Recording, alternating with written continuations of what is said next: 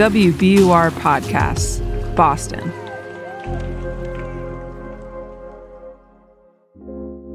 I'm Daryl C. Murphy, and you're listening to The Common. Steve Brown, how are you, sir? I'm doing fine, Daryl. Excellent. How are things at the Statehouse?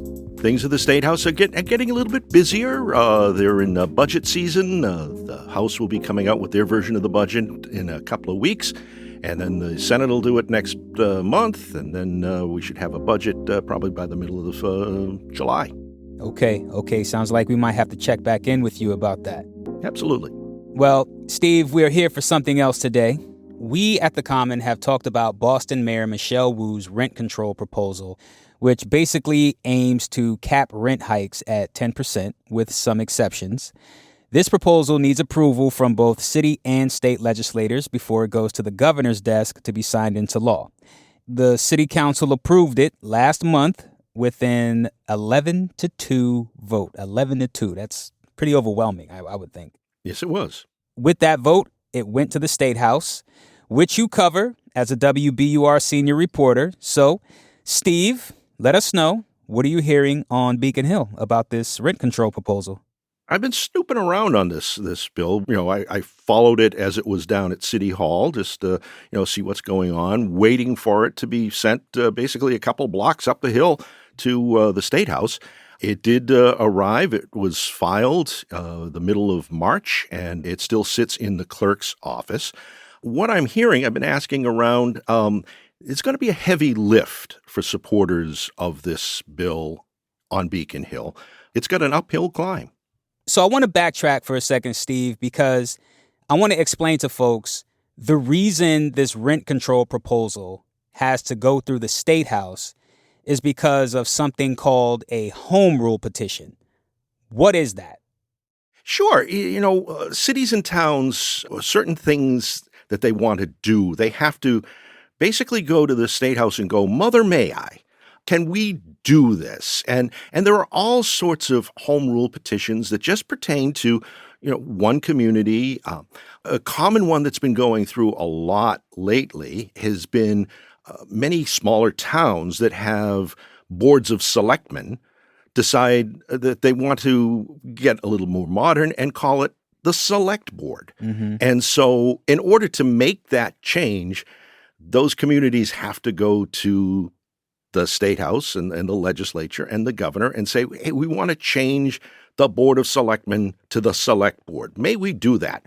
They vote on it. That is so routine. They don't, when I say they vote on it, they go, all in favor say aye, opposed no, the ayes have it. It goes. No, they don't count votes or spend a lot of time. But there are so many communities that are doing that right now. There are other things as well. But the Boston rent control or rent stabilization bill is a little more complex, and a lot of people have a lot of opinions on it. Mm-hmm. Well, let's get into it.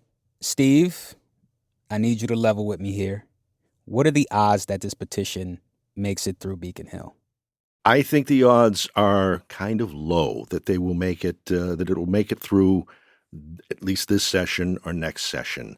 There's some precedent out there that some folks point to as an indicator that the legislature's just not ready to accept rent control.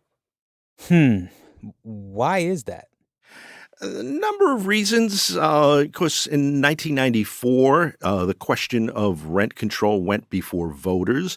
Now, granted, that's almost 29 years ago, but still, legislators, when things go before the voters, legislators are really reluctant to change that. They don't want to be seen as going against the will of the voters, even though this vote was taken 29 years ago. So there has been not a favorable approach to rent control on Beacon Hill, and Boston's now looking for that exemption. And I understand there was a 2020 vote that kind of complicates all of this. Yeah, that it was on an amendment on an economic development bill in the height of the pandemic back in 2020. If you remember that far back, there was an amendment that was made from the floor that would have allowed cities and towns to adopt some form of rent control.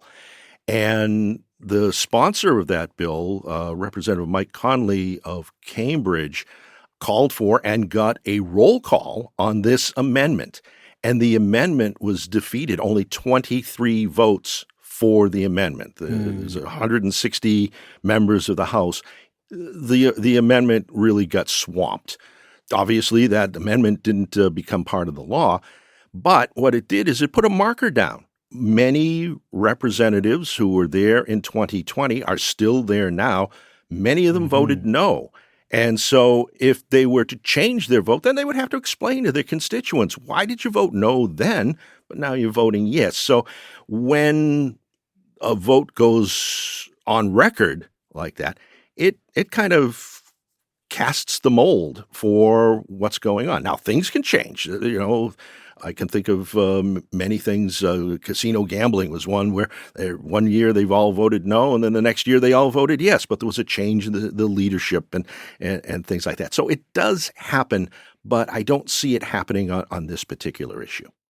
And you have a clip for us from Aaron Mikowitz?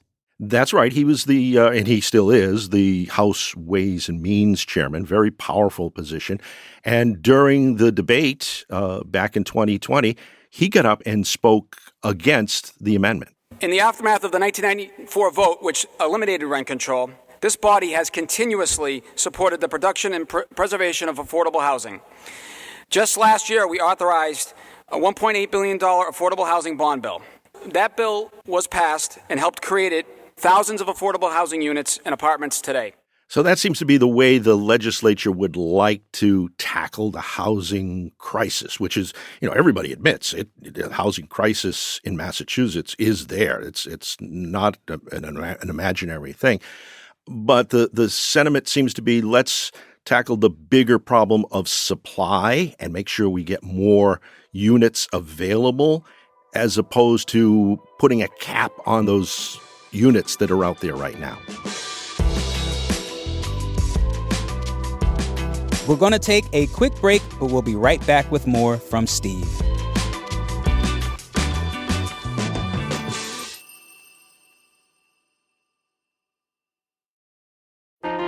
Politics has never been stranger or more online, which is why the politics team at Wired is making a new show, Wired Politics Lab. It's all about how to navigate the endless stream of news and information and what to look out for. Each week on the show, we'll dig into far-right platforms, AI chatbots, influencer campaigns, and so much more. Wired Politics Lab launches Thursday, April 11th. Follow the show wherever you get your podcasts.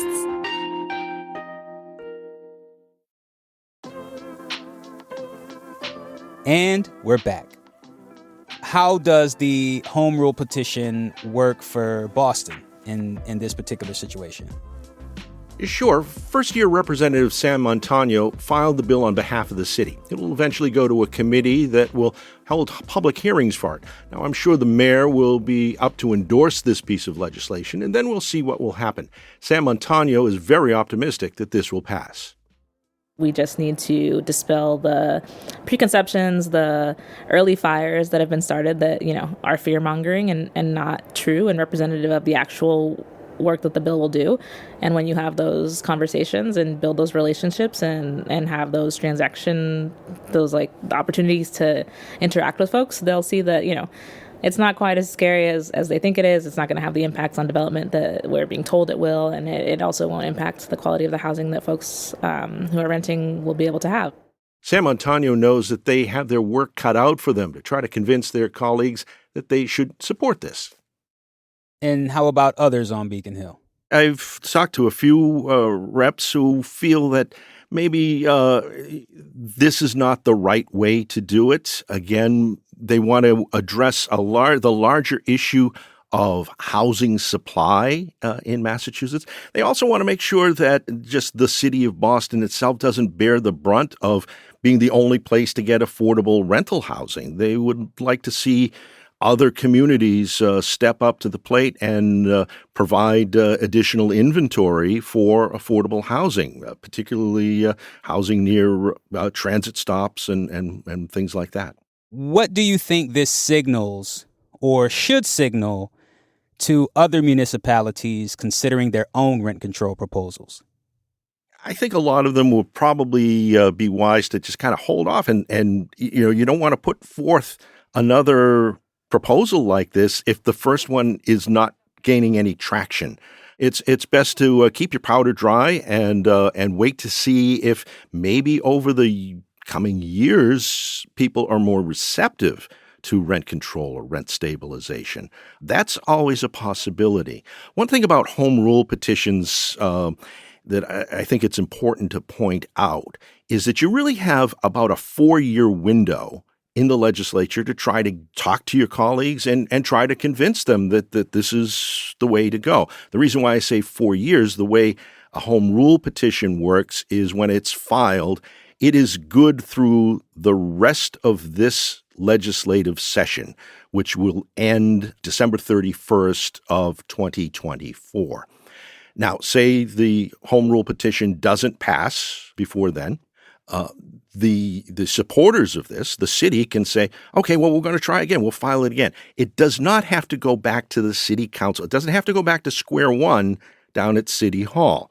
It will still be good for the next legislative session, which will run till the end of 2026. So they basically have 4 years to get their act together and try to convince people to do this. Now, if it doesn't get passed by that second legislative session, then the city would have to go back to square one, convince their city councilors to support this, have the mayor support this, but that's a long way down the road.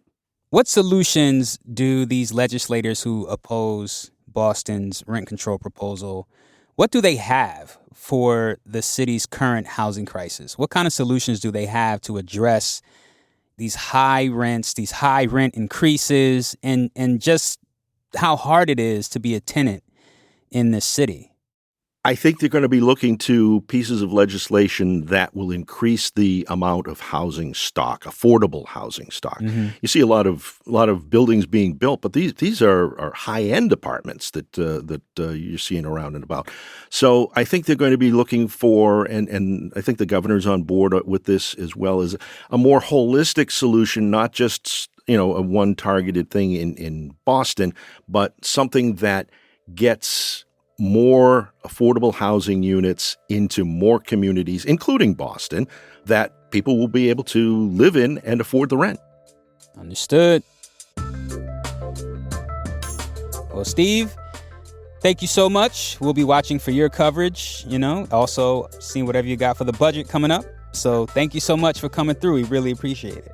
Always a pleasure to talk with you, Daryl. That's WBUR senior reporter Steve Brown. And that's our show for today. Thank you so much for listening to The Common. If you have any thoughts on rent control in Boston, please hit us up on Instagram, Twitter, or TikTok at WBUR The Common. You can also send us an email at thecommon@wbur.org. I'm Daryl C. Murphy, and I'll talk to you tomorrow.